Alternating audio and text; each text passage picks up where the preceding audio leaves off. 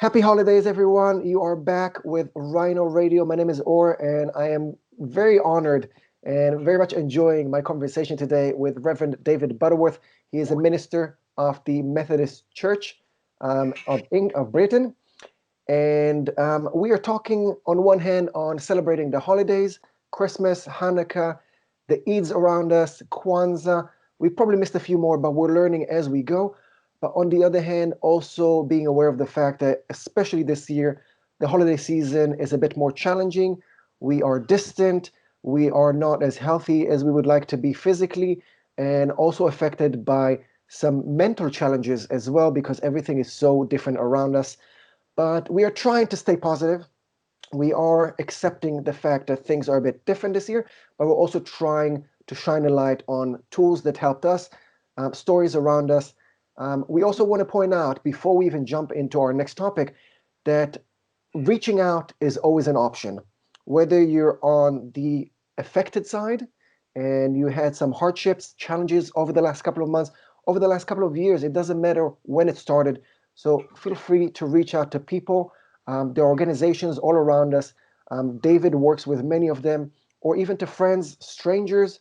But also, if you're on the receiving side, if you believe that your situation is better than others, people around you might be struggling, whether you're aware of that or not, and just asking how you're doing, would you like to come over, anything like that, will be an open door to many, and that could be a start of the improvement.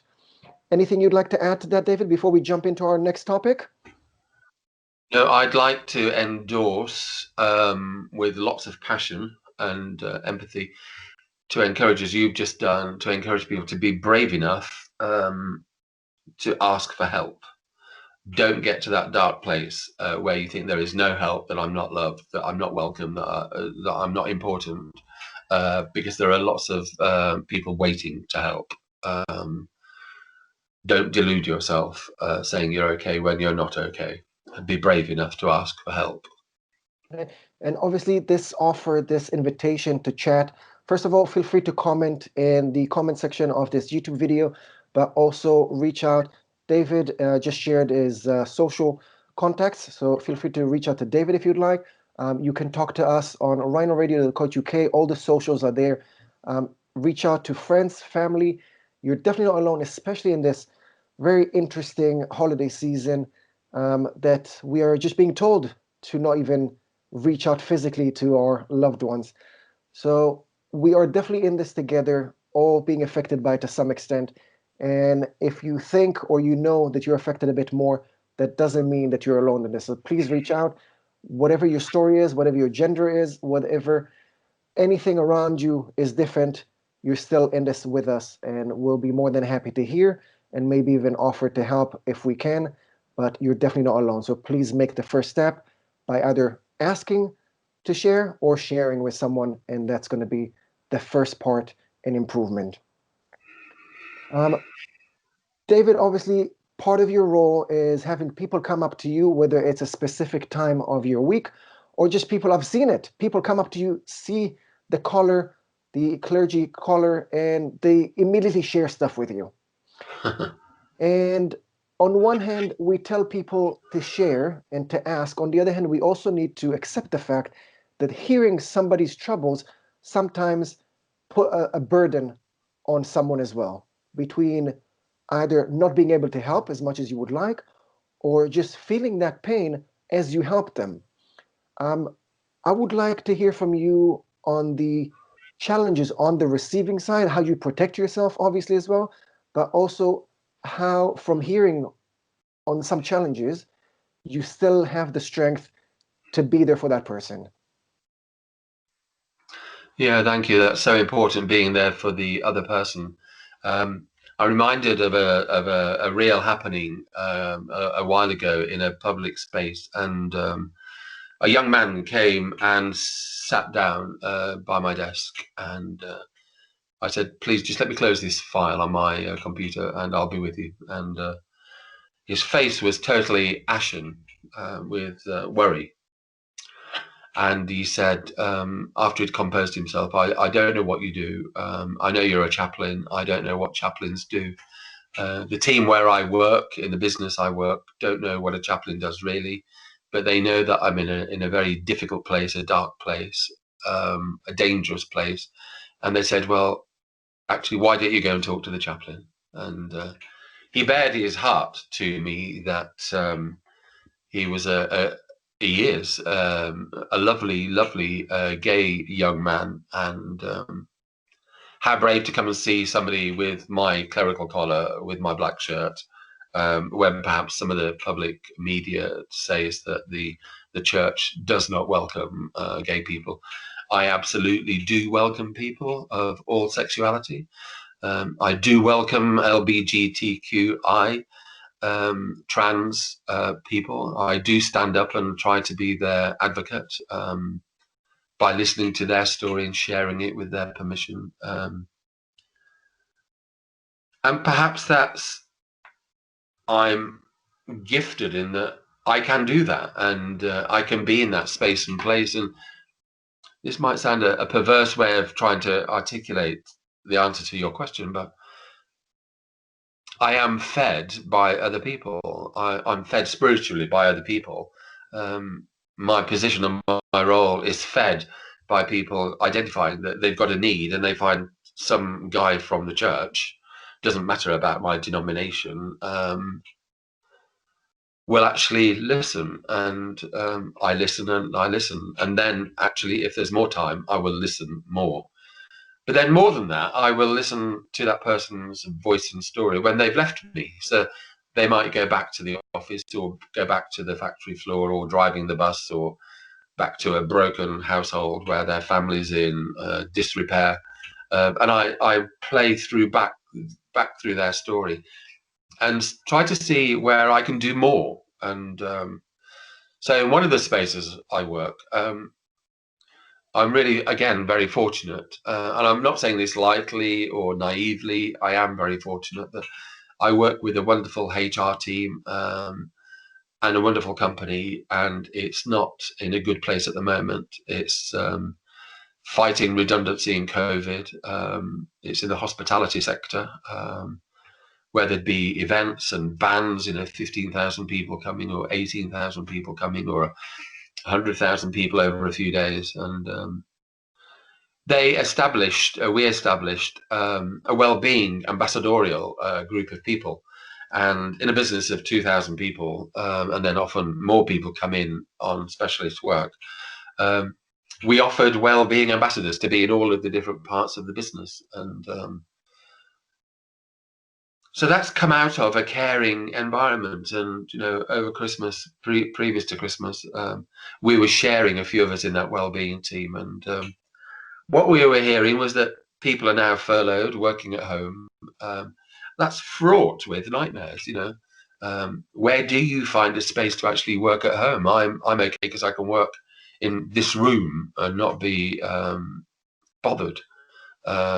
But other people, if they live in a smaller house or a one-bedroom flat or with their partner, how do they conduct business? It's just an absolute nightmare. And we expect people to do it, whereas this particular company stretches out hands of help on the intranet and the internet, and by staying in contact where it's appropriate to say. All of these tools are available to you. And so, taking that good practice, I go and share it with universities.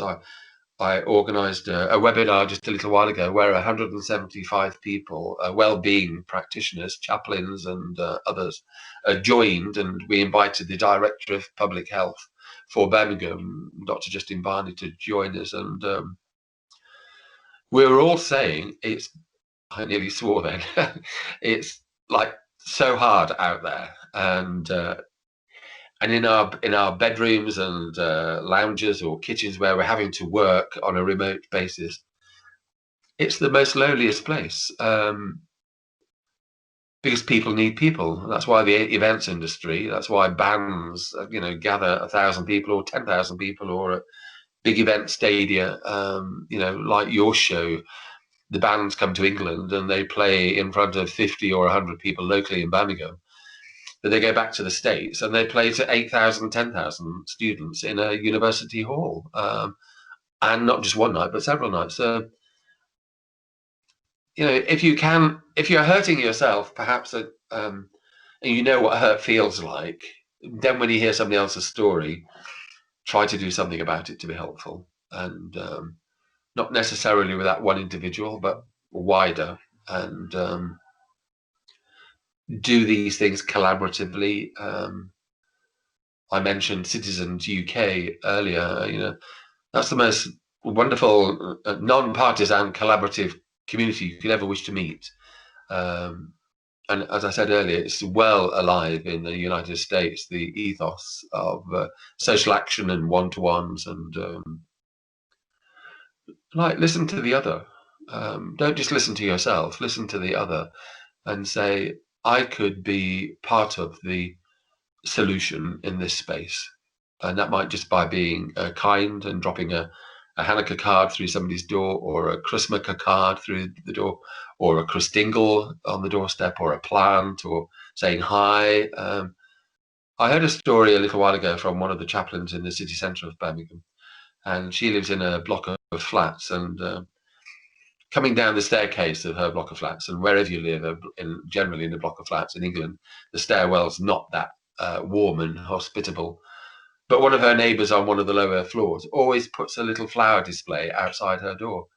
And that just lightens the world, doesn't it, for everybody coming down those stairs, that, you know, somebody's taking care of this community that I live in, and what's my part? Where can I play a role in this to be an authentic part of the solution to the nightmare that we're all in at the moment? So to add to this discussion, and you already touched on it in the past when you said that if not you, then who? It puts a burden on one, feeling that responsibility, especially when you wear the uniform that invites people to come and say hello, to share their challenges, obviously also their joy as well. But do you ever feel like you need to recharge after either after the week, after a specific event? I mean, over the last couple of months, so many of us lost so many, physically or just because we had to be separated. All those situations, whether people, I know that your phone is open for calls 24/7. So people will call you, share stories, ask for advice. So on one hand, we want to be there for each other, but as we said, we also need to take care of ourselves. What is your protective mechanism? I'm guessing you're going to correct me with a different definition, but how do you keep yourself not becoming part of the problem as well? Yeah, and you know, I earlier said encourage people to be brave enough to ask for help.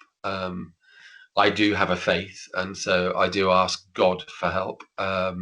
Being very intimate with everybody listening, and you, or I may not have said this to you before, but every day I wake up, I know, you know, when we're asleep and we know we're going to wake up, even before my eyes open, or as my eyes are opening, personally and truthfully, I say, thank you, God, for another day. What can I do that will help other people? If I were left to my own devices, perhaps I'd think of myself. I'd like more cake, more cups of tea, more relaxing time. But actually, to go back to that mantra that I mentioned earlier, I am fed by other people, kind-hearted people, people saying thank you. Naturally, sometimes I'm verbally abused because of my clerical collar and my status as a person of faith. But actually, what shall we say? The positiveness, and even just the nods of the head from people as they walk over the road, or as you're walking over a zebra crossing. I can't remember what they're called in the States. And but as you walk over the zebra, people will acknowledge you, and sometimes people just say thank you. Occasionally people will swear and say, what the F are you doing here? What's your role here? But I'm of an age and of a reasonable, responsive level of engagement with the wider public that actually I'm not offended by that. I take that as an opening conversation point. I might say, hello, how are you? They might say, what the F are you doing here? because they're gobsmacked to find a vicar or a minister, a priest in some spaces and places. But I stand my ground or listen and sit with them and just share. And it's amazing. I've used the phrase numerous times. People listening may, I guess, like, what on earth is this person talking about? But I am very fortunate. I am very blessed in my faith position. And I think that's because I've had the privilege of liaising and getting to know people from all parts of the world. I've lived in the Netherlands. I've spent some time in the States. I've lived in India, South India, for 9 months with really poverty-stricken Tamil people. And by that wider picture, perhaps it's helped my critical engagement, rather than only critically engaging with something in the halls of university or academia. I've sort of balanced that with critically engaging with people in the street and realizing that not everybody is as fortunate as you and me. And whoever's listening to this, it means you've got a device, a mobile, a tablet, an iPad, a laptop, a TV, a phone that you can listen and see. There are other people out there that haven't got all of those gifts, and it's for those other people that perhaps today, after you close this down and have a cup of tea or a coffee or whatever it is that makes you a little bit happier, just say, well, I will go over the road, I will go to the people in the flat below me, I will go and say hello to somebody else and just say hi, or smile at somebody and say hi. As we said earlier in the show, that obviously your color kind of identifies you as a person of faith, but the show is not just for people of faith.